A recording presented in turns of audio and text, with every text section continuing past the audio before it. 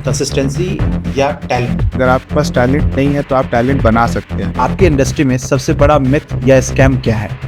EPF 20,000 रुपये में हो जाता है, बस ये सबसे बड़ा मिथ है। जैसे कि थार, फॉर्च्यूनर, ऐसे मैंने देखा कि आपने डिफेंडर तक की गाड़ियों पे आपने काम किया है। तो द डिटेलिंग माफिया वाराणसी का वो ड्रीम कार कौन सा है कि जब वो अगर जो बेड पे सोने के लिए जा रहा होता तो वो सपने देखता है कि यार काश ये गाड़ी हमारे।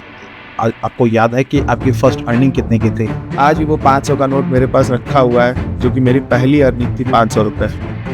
हार्ड वर्क या स्मार्ट वर्क? स्मार्ट वर्क को हार्ड तरीके से। One word for success? Detailing mafia Varanasi. Biggest fear? Cheap copy. Biggest strength? Quality products. Dream goal? To be the Varanasi biggest detailing studio. कोई भी बिजनेसमैन तब बड़ा होता है जब उसको उसके धंधे के नाम से जाना जाए। बनारस में शार्क है तो हम बैक वेल जाएं।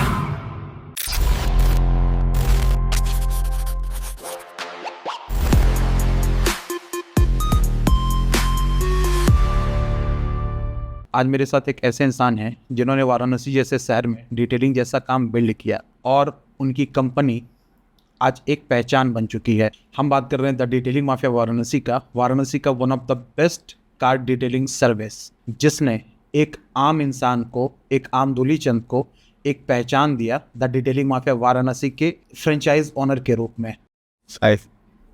तो चलिए रिवाइंड करते हैं सक्सेस से पहले का वो फेज। सो दूली जी, सबसे पहला काम आपने क्या किया था? मेरा ये सफलता पाने से पहले मेरा भी 12 साल का एक फेज़ था जो कि मैंने बैंकिंग सेक्टर में बिताया है, और एक अच्छे पोस्ट से मैंने फिर रिज़ाइन करके खुद को दोबारा एक डिटेलिंग स्टूडियो बिल्ड करने में लगाया। और लगभग 3 साल हो गए इस डिटेलिंग स्टूडियो को चलाते हुए। The detailing mafia Varanasi branch गया मैंने, और उसको चलाकर आज मैं एक अच्छे लेवल पे पहुंच चुका हूं और अच्छा उसका टर्नओवर है मेरे स्टोर का। तो 12 साल बैंकिंग के बाद इस फील्ड में आना एक काफ़ी एक्सपीरियंस भरा रहा कि आपको कैसे एक ज़ीरो से फिर रीस्टार्ट करना है और ख़ुद को बिल्ड करना है। रियलिस्टिकली कितने पैसे थे उस समय आपके जेब में जब आपने ये सोचा कि बैंक से मुझे क्विट करके मुझे डिटेलिंग आपका काम स्टार्ट करना है? जब मैंने ये सोचा कि अब मुझे डिटेलिंग स्टूडियो लगाना है और एक डिटेलिंग स्टूडियो का पूरा स्टोर सेटअप करना है, तो मैं ऑलरेडी जॉब में ही था। तो मैंने पहले इस चीज़ को प्लान किया कि हाँ कैसे करेंगे, क्योंकि जॉब क्विट करने के बाद आपकी एक फिक्स इनकम बंद हो जाती है। आपको फिर दोबारा ज़ीरो से स्टार्ट करना है, फिर वो स्ट्रगल फेज़ में आना है जो आप छोड़ के आए हैं पीछे। उस चीज़ों को काफ़ी मैनेज करने के लिए मैंने पहले से प्लान किया हुआ था कि कैसे करना है उस चीज़ को। फिर मैंने इसका फ्रेंचाइज लिया, फिर उसके बाद जॉब क्विट की, फिर इसको ज़ीरो से बिल्ड किया। लगभग ऑलमोस्ट साल भर लगे उस फेज़ से वापस आने के लिए, क्योंकि आप रखे हुए पैसे को इन्वेस्ट करते जाते हैं या आपको कहीं से लोन लेना पड़ता है उसको प्रोसेस बनाने के लिए और चलाने के लिए। तो एक स्ट्रगलिंग भरा फेज़ था 1 साल तक, पर क्योंकि आप एक अच्छे ब्रांड के साथ हैं तो आपको रिकवर करने का टाइम कम लगता है, और आप बहुत जल्दी रिकवर करके मैं फिर प्रॉफिट में आ गया और मैंने अपने इस बिज़नेस को बिल्ड किया इस तरह से। आपके स्ट्रगल के टाइम पे कभी क्या आपने ऐसा आपके सामने ऐसा कुछ आया कि आपने जब सोचा हो कि ये सब चीज़ें छोड़ देता हूँ? देखो, स्ट्रगल का टाइम तो सबके साथ आता है। कभी आप जॉब में होते हैं तो कभी आपका एक पॉइंट आता है कि जिसमें आपको लो आपका अमाउंट ऑफ बिजनेस हो रहा है या आपके ऊपर प्रेशर है। तो प्रेशर हैंडलिंग तो एक प्रोसेस हो गया कि उसको आपको कैसे हैंडल करना है। मैंने ये प्री प्लान किया हुआ था कि मुझे कैसे करना है, क्या चीज़ें फेज़ आएगा। साल 1.5 साल तक मैं पहले प्रॉपर बैकअप के साथ तैयार था कि मुझे स्ट्रगल करना पड़ेगा। हाँ, कभी कभी मूड स्विंग होता है, आपका एक ऐसा टाइम आता है कि आपको लगता है कि यार कहाँ मैं एक अच्छी वेल सेटल जॉब छोड़कर इसको स्ट्रगल में आ गया, अब एक बिज़नेस बिल्ड कर रहा हूँ जिसमें कि कस्टमर नहीं आ रहे हैं या कस्टमर कन्वर्ट नहीं हो रहे हैं। तो वो चीज़ें चलती हैं दिमाग में, लेकिन ऑलमोस्ट उसको अगर आप पहले से प्लान करके चलते हैं तो चीज़ें उतनी टफ नहीं होती, आपका सिचुएशन उतना टफ नहीं होता। अच्छा, जैसा कि आपने बताया कि आप एक अच्छे पोजीशन पे थे बैंक में, तो आपने क्यों जॉब को छोड़ा? एक अच्छे पोजीशन में मैं था, अच्छी एक मोटी सैलरी आ रही थी, पर उसको जस्टिफाई नहीं कर पा रहे थे। वो मज़ा नहीं आ रहा था लाइफ में कि हाँ यार किसी के लिए काम कर रहे हैं, उसका ग्रोथ हो रहा है, मेरा ग्रोथ कब होगा। और मुझे उतने सैलरी में मैं कभी जस्टिफाइड नहीं था। अच्छा, सैलरी आपके लिए ग्रोथ नहीं था? मेरे लिए सैलरी ग्रोथ था ही नहीं। अगर सैलरी ग्रोथ होता तो मैं शायद वो छोड़ ही ना पाता। ओके सर, जब आपने ये फैसला लिया जॉब छोड़ने का, तो उस समय फैमिली का क्या था, वो सपोर्ट में थे या प्रेशर था उनका आपके ऊपर? फैमिली सपोर्ट की बात करें तो जब मैंने डिसीजन लिया था कि अब मुझे जॉब क्विट करनी है और मुझे अपना बिज़नेस सेटअप करना है, तो सबसे पहले मैंने अपने वाइफ को बताया कि जॉब नहीं करना है। तो मेरी वाइफ भी जॉब कर रही थी, तो उसने बोला कि ठीक है, कोई दिक्कत नहीं है, आपका मन नहीं कर रहा है, आप क्विट करिए, आप बिज़नेस स्टार्ट करिए। पर फिर भी एक मन में था कि यार जॉब क्विट करनी है, तो मैंने पहले पूरी चीज़ें सेटअप कर ली कि हाँ, मुझे फ्रेंचाइज फी पे कर दिया, सब कुछ कर दिया, सारे प्रोसेस में हो गए कि चलो अब एक डिटेलिंग माफिया वाराणसी का मैं फ्रेंचाइज लेने वाला हूँ। उसके बाद दिन था 30 दिसंबर, जिस दिन मुझे फाइनलाइज करना था, तो मैंने पापा से बोला कि मैं जॉब क्विट कर रहा हूँ। तो मेरे फादर ने मुझसे छूटते ही पहला क्वेश्चन उन्होंने पूछा कि कब कर रहे हो? तो मेरे मन में है, मैंने बोला बस आज ही रिज़ाइन डालना है। तो मेरे फादर ने बोला कि हाँ ठीक है, डाल दो, कोई दिक्कत नहीं है। तो फैमिली का एक अच्छा खासा सपोर्ट था और सबको पता था कि अगर हम इस चीज़ को स्टार्ट करेंगे तो 100% सक्सेस रेशियो है, इसमें कोई 1% का भी चांस नहीं है कि नीचे आना है। और अगर जो ऐसे एक मिडिल क्लास फैमिली के हिसाब से अगर जो देखा जाए तो अगर जो बहुत से ऐसे घरों में ऐसा बताया जाए कि मैं जॉब छोड़ के मैं बिजनेस में आना चाहता हूँ, तो पेरेंट्स का रिएक्शन काफ़ी अलग होता है। आपके पेरेंट्स का रिएक्शन उससे काफ़ी अलग था, तो ये कैसे, क्या मतलब आप अपने पापा के अगेंस्ट में ही आपने जॉब लिया था या क्या था आपका? मेरी फैमिली में क्या है कि बहुत से लोग जॉब भी किए हैं, बहुत से लोगों का बिजनेस भी रहा है। तो अगर मेरी फैमिली बैकग्राउंड से देखेंगे तो मेरे दादाजी डिस्ट्रिक्ट जज थे, तो उनके पोस्ट तक तो मैं पहुंच भी नहीं पाया, हाथ तक नहीं लगा। तो उससे देखा जाए तो फादर का मेरा ऑलरेडी केमिकल का बिजनेस था, फादर बिजनेस मैन थे, दादा एक अच्छे पोस्ट से जज थे, तो कहाँ बिजनेस और फिर कहाँ मैं बैंकिंग में जॉब मैंने की। तो ना मैंने जॉब शुरू की थी तब किसी को घर में डाउट था कि हाँ ये कर पाएगा कि नहीं कर पाएगा, और जब मैंने बिज़नेस के बारे में बोला तो सबका 100% सक्सेस रेशियो था। तो किसी को डाउट नहीं था कि अगर इसमें हाथ लगा तो 100% ये आगे जाएगा ही जाएगा। अगर उस टाइम का एक दिन डिस्क्राइब करना हो जब स्ट्रगल बहुत ज़्यादा था, वो दिन कैसा था? उस वक्त डर ज़्यादा था या खुद पे भरोसा था कि कर लूँगा? इसमें दिन को नहीं डिस्क्राइब कर सकते, इसमें एक फेज़ आता है कि आपका 10-15 दिन होगा या महीने तक का भी हो सकता है। तो ऑलमोस्ट ऐसा एक टाइम आया था जबकि 1 महीने तक काफ़ी लो गया था बिज़नेस। तो उस टाइम मतलब एक बार मन में आ रहा था कि हाँ शायद अभी कुछ कमी तो नहीं रह गई प्रिपरेशन में, या सही डिसीजन लिया था कि नहीं, ये मन में आता है। पर उस टाइम ही फैमिली का सपोर्ट सबसे ज़्यादा काम आता है कि फैमिली में सब कह रहे थे कि तुम कर लोगे, ज़्यादा दिन का ये फेज़ नहीं है, क्योंकि हर चीज़ में अप्स एंड डाउन्स आते हैं और हर दिन के बाद रात आती है और रात के बाद फिर दिन आता है। तो द डिटेलिंग माफिया वाराणसी का फ्रेंचाइज लेने का आइडिया कहाँ से आया आपको? मैंने एक बहुत प्यार से एक गिफ्ट पाया था जो मेरे फादर ने मुझे दिया था। वो है, मेरे पास एक हार्ली डेविडसन का बहुत मुझे शौक़ था, तो मेरे फादर ने मुझे वो गिफ्ट किया था। तो उसको मैं बचा के रखता था, तो उस पर अक्सर कुछ ना कुछ स्क्रैच आ जाना, कभी कुछ हो जाना, या उसको साफ़ करना होता था, तो वो उस लेवल की क्लीनिंग या उस लेवल की डिटेलिंग कहीं मिलती नहीं थी। तो मैंने बहुत सारे ऑनलाइन वीडियोस, क्योंकि मुझे गाड़ियों से बहुत ज़्यादा प्यार है, तो मैं हर चीज़ को सर्च करता था कि कैसे इसको और अच्छे से मेंटेन कर सकते हैं, क्या बेस्ट प्रोडक्ट हो सकता है या क्या ट्रिक्स होते हैं डिटेलिंग के। तो काफ़ी हद तक मैंने चीज़ें पहले डिटेलिंग के बारे में सीखी हुई थी और अपनी ही गाड़ी पे उसको अप्लाई किया हुआ था। कैसे उसमें पीपीएस होता है, पीपीएस क्या चीज़ होती है, ये सब मैं पहले से जानता था और पहले से उसको सैंपल मंगा के ट्राई कर चुका था। तो इसलिए मुझे जब डिटेलिंग बिजनेस के बारे में मुझे सर्च करना था तो मुझे ज़्यादा डाउट नहीं था कि कहाँ जाना है, किसको चूज़ करना है। मैंने सबसे बेस्ट ब्रांड को चूज़ किया, जो कि ऑनलाइन गूगल सर्च में भी अगर आप देखेंगे तो the detailing mafia Varanasi number 1 पे दिखता है, और द नेशनल लेवल पे अगर आप सर्च करते हैं तो द डिटेलिंग माफिया जो है वो इंडिया की सबसे नंबर 1 ब्रांड है डिटेलिंग की। तो इसलिए मैंने उनको चूज़ किया, एक अच्छे ब्रांड के साथ गया और फिर उसका फ्रेंचाइज लेकर उसको सेटअप किया। यहाँ सबसे पहला कस्टमर कैसे मिला आपको, याद है आपको उसके बारे में?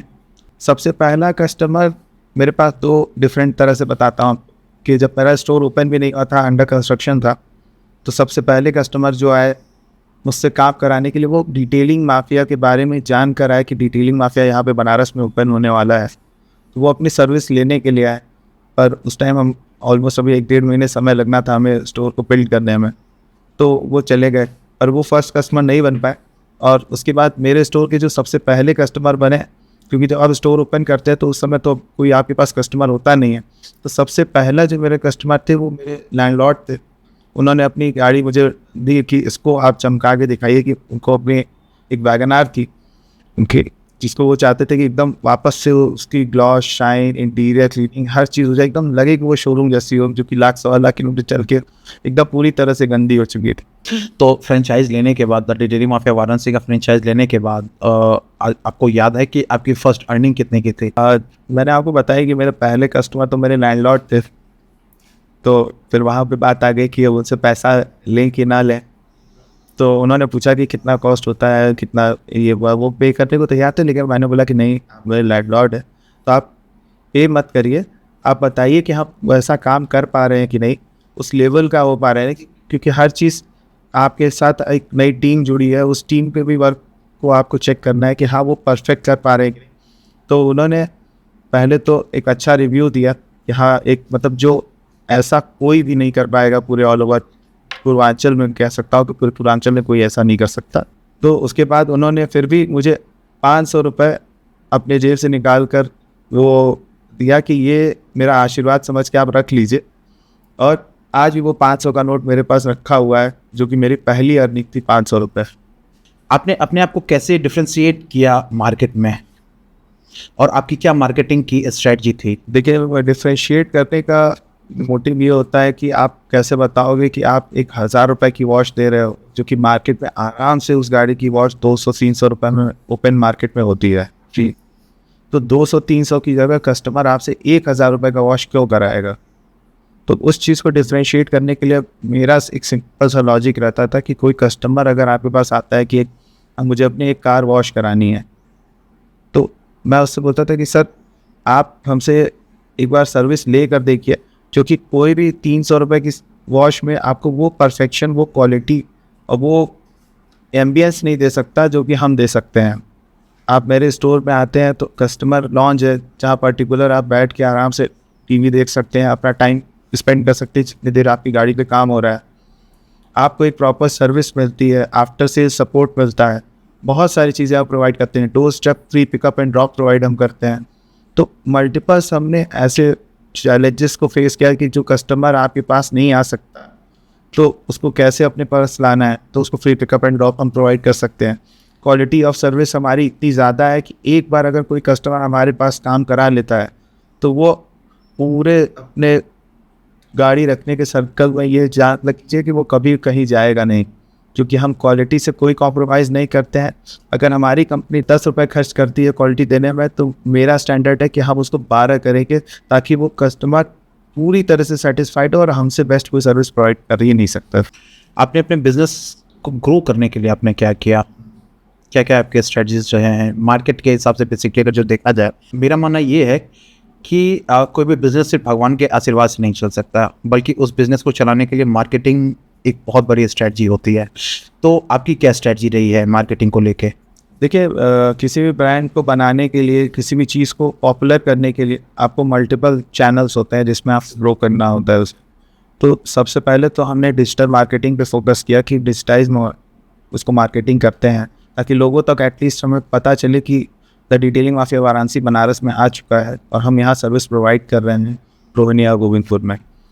दूसरी स्ट्रैटेजी थी कि हम मल्टीपल जितने भी डीलरशिप्स हैं बनारस में, उनसे कांटेक्ट करके उनको इन्फॉर्म हमने किया, उनको अपने वहाँ पे जो कस्टमर्स आते हैं उनको वहाँ पे ब्रांडिंग की, ताकि प्रॉपर सबको पता चले कि हाँ, डिटेलिंग माफिया क्या है, उसमें क्या क्या चीज़ें होती हैं, गाड़ी को कैसे प्रोटेक्शन दे सकते हैं या कैसे आफ्टर सर्विस मेंटेन कर सकते हैं।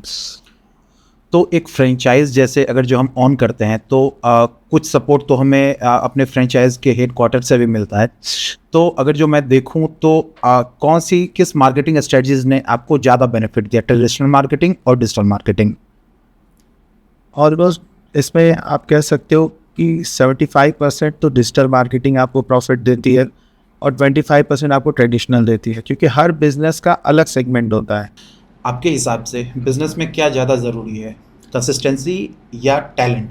और आज के युद्ध की क्या गलती है? मेरे हिसाब से तो कंसिस्टेंसी सबसे ज़्यादा ज़रूरी होती है। अगर आपके पास टैलेंट नहीं है तो आप टैलेंट बना सकते हैं, लेकिन कंसिस्टेंसी नहीं है तो आपके पास टैलेंट होकर भी आप उसको खो देंगे। आज के यूथ की सबसे बड़ी गलती यही है कि वो उसके पास अगर टैलेंट है तो कंसिस्टेंसी नहीं है। टैलेंट उसके पास अच्छा काम करना जानता है, लेकिन उस काम को वो कंटिन्यू नहीं करना चाहता। मज़ा लेने चले जाएंगे, घूमने फिरने चले जाएंगे। आपकी इस बात से मैं एग्री कर सकता हूँ, क्योंकि मैंने भी देखा है कि बहुत से ऐसे टैलेंटेड हैं जो सिर्फ कंसिस्टेंसी ना होने की वजह से वो आगे नहीं बढ़ पाए हैं और वो आज भी स्ट्रगल कर रहे हैं। सो जब नया बिजनेस आपने बिल्ड किया और आपका स्ट्रगल चल रहा था, तो कब आपको ऐसा फील हुआ कि हाँ अब कुछ बड़ा हो गया है? कोई भी बिजनेसमैन तब बड़ा होता है जब उसको उसके धंधे के नाम से जाना जाए। आप जिस काम को कर रहे हैं, अगर आप से पहले आपके बिजनेस का नाम से आपको जानते हैं ना, तब आप मान लीजिए कि आप बड़े हो। 18 साल के धूलीचंद को अगर जो एक एडवाइस देना होगा आप, तो आप क्या देंगे? मैं तो यही एडवाइस देता कि काश मैंने ये काम 18 साल पहले शुरू किया होता, जब 18 साल का मैं था। आपके बिजनेस की अगर बात करें तो वाराणसी में सिर्फ the detailing market Varanasi he exist नहीं करता, बल्कि और भी बहुत बड़े बड़े शार्क हैं यहाँ पे इस चीज़ में। तो आप अपने आप को कैसे इनसे बेहतर बनाने की कोशिश करते हैं? क्या ऐसी एक आप सर्विसेज लाते हैं, या क्या आपके ऑफर्स हैं, या क्या आपकी स्ट्रेटजी होती है कि आप इनसे खुद को बेहतर दिखाते हैं? बनारस में शार्क है तो हम बैक वेल हैं, तो वेल के आगे शार्क कुछ भी नहीं होता। तो कोई कंपटीशन ही नहीं है मार्केट से। कंपटीशन सेम लेवल पे खेला जाता है। जब दो प्लेयर अच्छे, विराट कोहली वीरेंद्र सहवाग साथ में बैटिंग करेंगे, तब दोनों में कंपटीशन माना जाएगा। जिन बॉलर के साथ एक विराट कोहली को उतार देंगे तो कहाँ से वो कंपटीशन होगा? आपके इंडस्ट्री में सबसे बड़ा मिथ या स्कैम क्या है? पीपीएफ 20,000 रुपये में हो जाता है, बस ये सबसे बड़ा मिथ है जो लोगों ने फैला रखा हुआ है। लैमिनेशन, पीवीसी शीट, अलग अलग चीज़ों को लगा के सबको पीपीएफ बताते हैं। कस्टमर को ये समझाना ही मुश्किल है कि 20,000 रुपये में पीपीएफ नहीं हो सकता। उसमें आपकी पेंट को डैमेज करने के लिए पूरी तैयारी कर रखी है, लेकिन कस्टमर है, उनको सस्ता चाहिए। और कितना सस्ता हो जाएगा? वो 20,000 में भी, उसको 20,000 वाले के यहाँ भी जाके महंगा लगता है। क्या आपको कभी किसी ने बिजनेस में चीट किया है? बिजनेस में बिजनेसमैन को कोई चीट कर नहीं सकता, और बिजनेसमैन ही सबको चीट कर सकता है। जो कि अदर ब्रांड्स में या अदर लोगों को देखा जाए तो वो चीट करके कस्टमर को कुछ भी बेच देते हैं। तो बिजनेसमैन को कोई चीट नहीं करता, बिजनेसमैन ही चीट कर सकता है। तो स्टे पॉजिटिव और हमेशा फेयर प्ले करिए। फेयर प्ले करेंगे तो हमेशा ग्रोथ होने की है। आपके दोस्तों में कितने लोग आज भी आपके साथ हैं? दोस्ती जो शब्द है उसको आप इस तरह से डिफाइन कर सकते हैं कि अगर आज 10 साल बाद भी कोई मेरा दोस्त मुझसे मिलता है तो वो फ्रेश रहता है। वो कभी ये नहीं लगता कि अरे बड़े दिन बाद मिल रहे हैं। उससे वो जो फीलिंग है, जो अटैचमेंट है, वो आज भी उसी लेवल का है। तो ठीक है, टाइम चलता है, सब अपने अपने करियर में बिजी हो जाते हैं तो नहीं बातचीत हो पाती, लेकिन फिर भी जब भी मिलते हैं तो हमेशा उसी जोश के साथ मिलते हैं। तो इसीलिए दोस्ती कभी ख़त्म नहीं होती, वो चलती रहती है। वो जब तक आप मरेंगे नहीं तब तक वो चलेगी। अच्छा, कभी ऐसा होता है कि जब आप रात में रिलैक्स कर रहे होते हैं और दिमाग में कुछ चीज़ें आपके पहले की चल रही होती है, तो उस समय ऐसा कभी कोई एक थॉट आता है कि स्ट्रगल के टाइम पे अगर जो मैंने ये क्विट कर दिया होता तो क्या होता, आज मैं क्या होता? स्ट्रगल के टाइम पे ऐसा कभी मतलब सोच में आया ही नहीं कि मुझे क्विट करना होगा या मैं क्विट कर दूँ। बहुत ज़्यादा स्ट्रगल करना पड़ रहा है। वो जॉब के टाइम की बात तो इतनी याद भी नहीं है कि कितना स्ट्रगल किया या क्या क्विट करने का मन आया था कि नहीं। लेकिन जब से बिज़नेस स्टार्ट किया है तब से मैंने कभी क्विट करने के लिए सोचा ही नहीं था, मतलब मैं शुरू ही ना करता। हर एक सवाल का हर एक इंसान के हिसाब से एक अलग जवाब होता है। तो अगर जो हम ये डिफ़ाइन करें कि आप सक्सेसफुल बिजनेसमैन हैं, तो आपके नज़र में सक्सेस का क्या महत्व है? क्या उसकी परिभाषा क्या है? सक्सेसफुल का बेसिक मीनिंग ये होता है कि देखिए, मैंने वो पहले ही बताया कि जब आप सक्सेसफुल तभी आप खुद को मानिए, या वेल सेटल तभी आप अपने बिजनेस को मानिए जब उस बिजनेस के नाम से आपको जाना जाए। तो सक्सेस का मेन मोटिव ये होता है कि हमेशा प्रॉफिट, हमेशा लॉस की बात नहीं होती है। आप किसी भी जगह जाते हैं तो लोग आपको जानते हो आपके नाम से, या आप आपके ब्रांड को जानते हो, आपकी शॉप को जानते हो, आप कहीं पहुंचते हो और वहाँ पहले बताया जाता हो कि हाँ ये डिटेलिंग माफिया से आए हैं भैया, या इनका डिटेलिंग माफिया स्टोर इनका है। तो ये चीज़ें बहुत मैटर करती हैं। तो आप उसी दिन सक्सेसफुल हो गए जब आपको सारे लोग जान गए। हाँ, वो उनके बजट में नहीं है, वो आपके लेवल तक की क्वालिटी नहीं पहुंच सकते। जैसे कि मार्केट में एक प्रोडक्ट है आईफोन, सबके पास तो नहीं होता, लेकिन जानते तो सब है ना। अगर कहीं भी आप फ़ोन रख देंगे तो उसको आराम से डिफ्रेंशिएट किया जा सकता है कि ये आईफोन है या ये सैमसंग है। तो आपका सक्सेस उसी दिन हो गया जिस दिन आपको लोग डिफ्रेंशिएट करने लगे, आप एक भीड़ में अलग दिख रहे हो। सो जीरो से लेके 1 CR तक का सफ़र आपका कैसा रहा, और कितने समय में आपने ये अचीवमेंट हासिल किया? देखिए, सीआर में टर्नओवर करने के लिए मुझे लगभग 2 साल लग गया उस चीज़ को पहुंचने में। टाइम काफ़ी लगा क्योंकि कस्टमर की नॉलेज, कस्टमर को एजुकेट करने में काफ़ी समय चला गया, क्योंकि काफ़ी चीज़ें इस लेवल की यहाँ पे थी ही नहीं पहले। तो उस लेवल तक की चीज़ों को पहुँचाने के लिए काफ़ी मेहनत करनी पड़ी और फाइनली वो चीज़ें हुई। 2 साल लगा, लेकिन आज की डेट में ये है कि कस्टमर को नॉलेज हो चुकी है और कस्टमर क्वेरी कर रहा है कि हाँ भाई कि एक मार्केट में ये चीज़ एक्स रेट पे बनती थी और आपके यहाँ इतना उसका डबल एक्स क्यों रेट है। तो जब तक कस्टमर जानेगा नहीं, जब तक कस्टमर उसको चीज़ को पहचानेगा नहीं, तब तक वो खरीद नहीं पाएगा। सो आपको और बेहतर समझने के लिए हम एक छोटा सा गेम आपके साथ खेलना चाहते हैं। बिजनेस या जॉब? बिजनेस। रिस्क या कंफर्ट? रिस्क। फेम या प्राइवेसी? फेम। हार्ड वर्क या स्मार्ट वर्क? स्मार्ट वर्क को हार्ड तरीके से। लीडर या फॉलोअर? लीडर। सक्सेस या हैप्पीनेस? सक्सेस से जो हैप्पीनेस आता है वो चाहिए। मॉर्निंग पर्सन या नाइट आउट पर्सन? मॉर्निंग और नाइट आउट दोनों में रहता है, पर नाइट आउट ज़्यादा है। बुक या एक्सपीरियंस? एक्सपीरियंस। फैमिली या करियर? बोथ। पैशन या प्रॉफिट? पैशन। लग्जरी और सिंप्लिसिटी? सिंप्लिसिटी। ट्रस्ट या लॉयल्टी? ट्रस्ट। इंट्रोवर्ट या एक्सट्रोवर्ट? इंट्रोवर्ट। प्लानिंग या एक्शन? प्लानिंग के साथ एक्शन। विन और learn? Nothing is possible without learning. Fear या कॉन्फिडेंस? कॉन्फिडेंस। मोटिवेशन और डिसिप्लिन? मोटिवेशन। ऑनलाइन मार्केटिंग और ऑफलाइन मार्केटिंग? Online marketing. अब आपसे जो भी आंसर करूंगा उसको बस एक शब्द में आपको जवाब देना है। 1 word for success? Detailing master Anand. 1 word for failure? Other brands. Biggest fear? Cheap copy. Biggest strength? Quality products. Dream goal? To be the Varanasi biggest detailing studio. Favourite businessman? 1 habit that you hate the most? I don't take rest. 1 thing you never compromise? Quality. 1 advice for youth? Stay focused on your goals. Don't let them go. So last question मेरा आपसे ये रहेगा कि आपने अभी तक बहुत से गाड़ियों का PPF किया होगा, सेरामिक किया होगा, जैसे बनारस के बहुत से लग्जरियस गाड़ी मैं जानता हूँ कि आपने, मैंने कई वीडियोस भी देखा है आपने, जैसे कि थार, फॉर्च्यूनर, ऐसे मैंने देखा कि आपने डिफेंडर तक की गाड़ियों पे आपने काम किया है। तो द डिटेलिंग माफिया वाराणसी का वो ड्रीम कार कौन सा है कि जब वो अगर जो बेड पे सोने के लिए जा रहा होता तो वो सपने देखता है कि यार काश ये गाड़ी हमारी होती? मेरी जो फेवरेट है वो G63 जी वैगन है, लेकिन वो ब्रेबस किट के साथ होनी चाहिए, टेस्टली मॉडिफाइड। हमारे 30 days 30 सक्सेस बिजनेस स्टोरी का सबसे पहला दिन आज था और हमारे सामने थे द डिटेलिंग माफिया वाराणसी को फ्रेंचाइज करने वाले उसके ऑनर। तो हमने काफ़ी कुछ इनसे बात किया, इनको हमने समझा, इनके ग्रोथ को हमने देखा कि इन्होंने कैसे क्या ग्रोथ लिया, कैसे ये अपने आप को आज के टाइम पे बनारस के one of the biggest detailing के लिए खुद को क्लेम करते हैं। और ये हमारा आज का पहला दिन था। काफ़ी कुछ हम भी आगे सीखेंगे और कोशिश करेंगे कि हम आपके लिए एक बेहतर से बेहतर कंटेंट लेके आए जो बनारस के सक्सेस को सिर्फ बनारस का सक्सेस नहीं बल्कि एक गूंज बनाएगा। तो वीडियो को अंत तक देखने के लिए आप लोगों का धन्यवाद।